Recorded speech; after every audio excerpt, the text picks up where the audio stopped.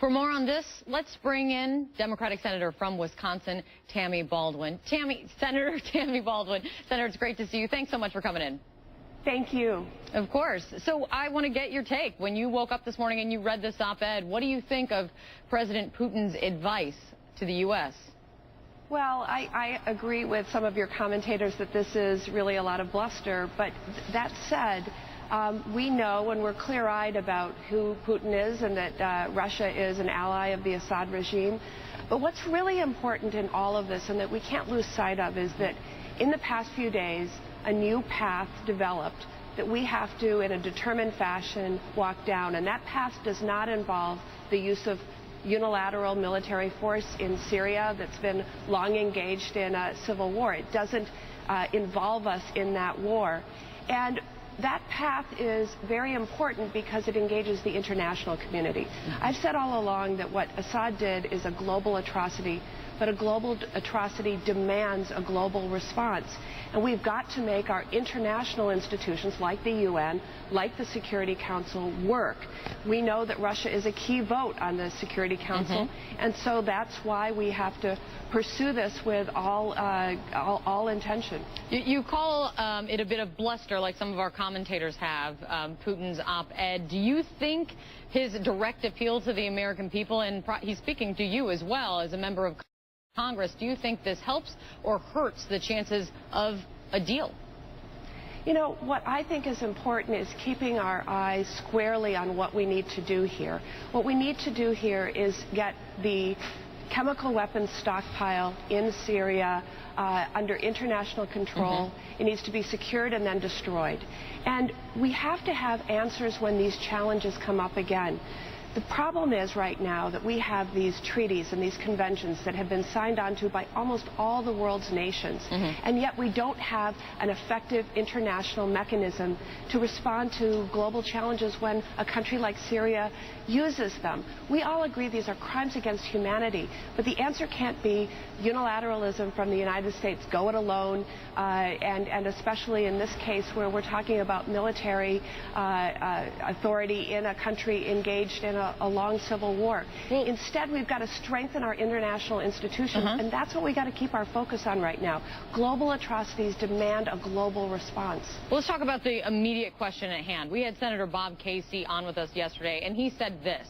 He said we shouldn't kid ourselves. The chances of this happening are a lot less than 50%. And he's talking about these diplomatic efforts, these negotiations with the Russians, and believing the word of the Syrians that they'll turn their chemical weapons over. So how optimistic are you? Well, I think that we have to put our all into making this work, or else we'll be back where we started, and that's not a tenable place. We've got to have functional international institutions like the UN to be able to uphold treaties that the vast majority of the civilized world has signed on to. And that's what we've got to focus on right now. We have an immediate issue of securing and destroying the Syrian chemical weapons stockpile, but we have the broader issue of how do we respond when these shocking atrocities occur. And that broader conversation does need to occur, but when you look at the immediate question of what to do about Syria, as more people are dying every day, I know you're against a military strike, but what happens if the diplomatic deal falls through? Does that change the equation for you? Would you then support a military strike? You know, I cannot support unilateral military action in Syria's war, but I believe that we have to have a global response. And I don't think that no response is the answer. I think we have to strengthen our global institutions and create the capability to act. What has happened because President Obama brought this issue to the Congress is we've focused the world's attention on this issue. And the discussion is really a global one right now. It is, but something needs to be decided in days. I don't think the countries of the world will turn their heads after where we are right now. And I think we do have good odds of this being successful. It may not be pretty in getting there, but I think that we do have a great chance because the whole world right now is invested in trying to secure and destroy Syria's chemical weapons stockpile. And Senator, finally, do you have any indication of when Congress, when the Senate specifically, will get a vote on any of this? You know, I think as the President asked, we are putting aside the resolution authorizing the use of force for some time. We're beginning to debate other issues.